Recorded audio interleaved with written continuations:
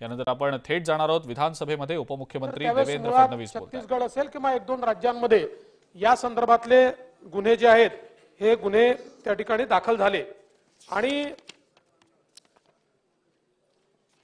साधारणपणे अशा प्रकारचे गुन्हे दाखल झाल्यानंतर त्या संदर्भातली कारवाई सुरू झाली। हा जो काही रवी उप्पल आहे जो याचा मूळ आरोपी आहे किंवा मुख्य आरोपी आहे याला देखील दुबईमध्ये अटक करण्यात आली।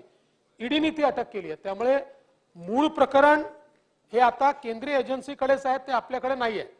आपल्याकडे कुठलं प्रकरण आहे तर एक ऍक्टिव्हिस्ट या संदर्भात 156(3) खाली कोर्टामध्ये गेलेत आणि त्यांनी एक कंप्लेंट दाखल केली आणि आपल्याला कोर्टाने सांगितलं की ही कंप्लेंट तुम्ही रजिस्टर करून घ्या।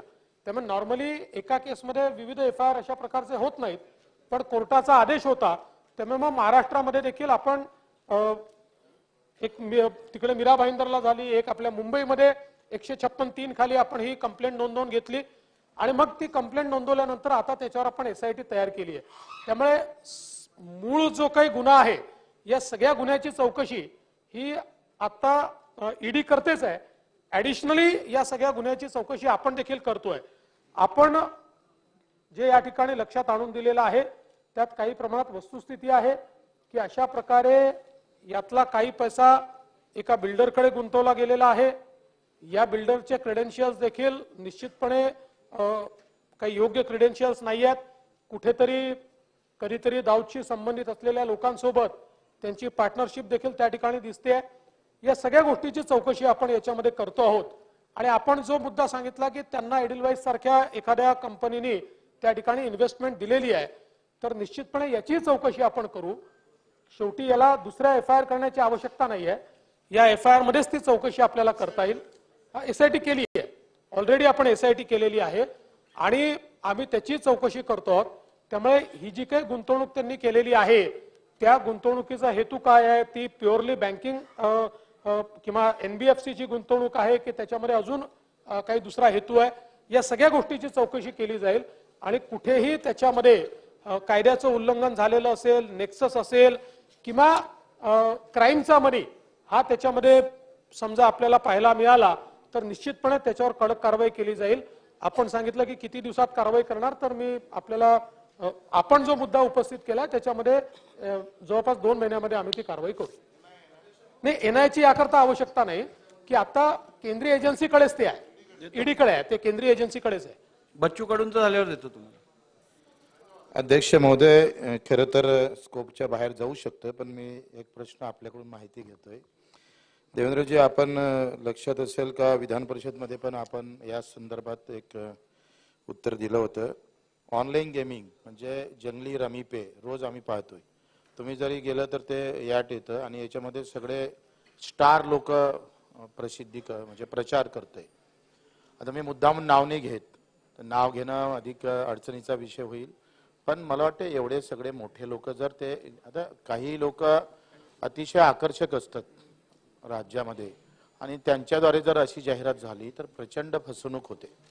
तर मला वाटतं कृपया त्याच्यावर आपण काही कारवाई करता येईल का, किंवा इतर राज्यामध्ये जसं ऑनलाईन गेमिंगला बंदी घातली आहे तशी आपल्या राज्यानं घातली तर मला वाटतं चांगलं होईल, तर त्या बाबतीत आपण निर्णय घ्यावा।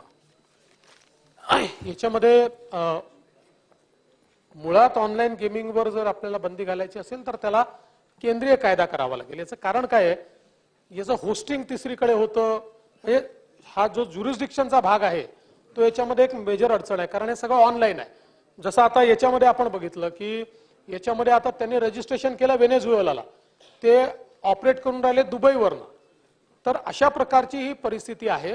तथापि आपण जो विषय या ठिकाणी सुचवलेला आहे, पहिल्यांदा तर ही गोष्ट खरीच आहे की जाहिरातीचे पैसे मिळतात म्हणून जे काही मोठे मोठे लोक आहेत, स्टार्स आहेत आमचे किंवा ज्यांना आयकॉनिक असं त्यांच्याकडे बघितलं जातं, अशा आयकॉन्सनी अशा प्रकारे ज्यातनं लतखोरी होते, ज्यातनं एक सवय लागते, अशा प्रकारच्या गोष्टींची जाहिरात करू नये, अशा प्रकारची आपली देखील अपेक्षा आहे। मी देखील या सर्वोच्च सभागृह आहे या माध्यमातून त्यांना निश्चितपणे अशा प्रकारची विनंती करतो की त्यांनी अशा प्रकारच्या गोष्टींची जाहिरात करू नये।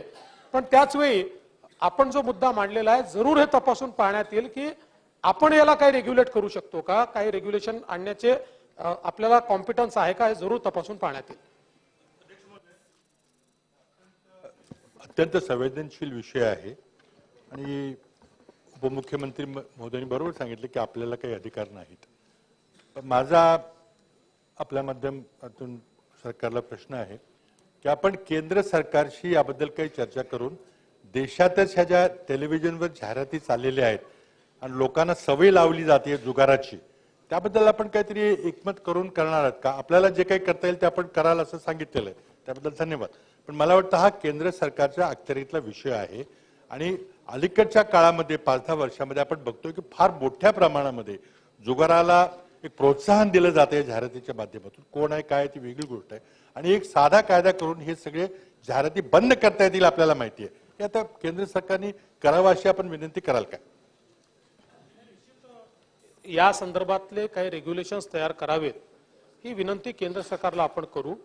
मुळामध्ये याच्यामध्ये काही म्हणजे आता जे गेमिंग आहेत याच्यामध्ये काही रेग्युलेशन्स आहेत आणि डिजिटल असल्यामुळे ते काही प्रमाणात पाळले जात आहेत, पण त्याच्याने काम भागेल असं वाटत नाही. याचं म्हणजे एक उदाहरण द्यायचं झालं तर आता अशा प्रकारचे गेम खेळताना त्याच्यामध्ये तुम्हाला जे ID प्रूफ द्यावं लागतं, तर त्याच्यामुळे तुमचं एज व्हेरिफिकेशन होतं.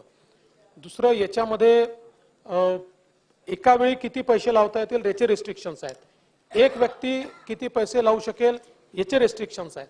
असं असलं तरी देखील ज्यांना सवय लागते ते मग वेगवेगळ्या आयडेंटिटीज क्रिएट करतात आणि त्या वेगवेगळ्या आयडेंटिटीजच्या माध्यमातून 4 बँकांचे अकाउंट काढतात आणि मग 4 वेगवेगळे प्लेयर बनून ते खेळतात. त्यामुळे लोक याच्यातनं मोठ्या प्रमाणात पळवाटा देखील काढतायत. याच्यातला एक दुसरा मुद्दा हा देखील आहे की मुळामध्ये आता जी काही डिजिटल स्पेस तयार झालेली आहे याला कुठलं ज्युरिस्डिक्शन नाही आहे आणि साधारणपणे याला जर आपण रेग्युलेट केलं तर अडचण नाही, पण जेव्हा आपण बॅन करतो त्यावेळी अशा सगळ्या गोष्टी डार्क नेटवर चालतात आणि डार्क नेटवर मोठ्या प्रमाणात त्याला अनर्थ करणं किंवा त्याला थांबवणं हे आपल्याकरता कठीण जातं. आणि म्हणून अतिशय इमर्जिंग अशा प्रकारची फील्ड आहे. पण मला असं वाटतं की जी सूचना आपण केली आहे जरूर राज्याच्या वतीने आम्ही केंद्र सरकारला विनंती करू की त्यांनी देखील याच्यामध्ये अधिक स्ट्रिक्ट रेग्युलेशन्स कसे आणता येतील आणि हा जो काही ज्युरिस्डिक्शनल प्रॉब्लेम आहे तो कसा सोडवता येईल या बाबतीत त्यांनी काही ना काही सोल्युशन काढावं अशी विनंती करण्यात येईल. आज विचारायचं माननीय गृहमंत्री महोदयांनी या ठिकाणी खूप स्पष्टतेने उत्तर दिलेलंच आहे. पण माझा एक स्पेसिफिक प्रश्न आहे की जसं आमचे मित्र आशिष शेलारांनी जसं महादेव ॲपच्या बाबत विचारलं, त्याच्यामध्ये तक्रारकर्ते आपल्याकडे आले, त्याच्यातलं हे सगळ्या भाग उघडकीस आला म्हणून आपण SIT आपण त्याच्यावर बसवतो आहे. आपल्याजवळ IT सेल पण आहे पोलीस विभागामध्ये आणि IT सेलच्या माध्यमातून आपल्याला या सगळ्या याच्यावर कंट्रोल करता येतं आणि कोण बोगस आहे. जसं बच्चू कडून सांगितलं की हिरो हिरोईनी तिथे दाखवतात, त्यांच्या ह्याच्याने अजून ते प्रलोभन लोकांना देतात.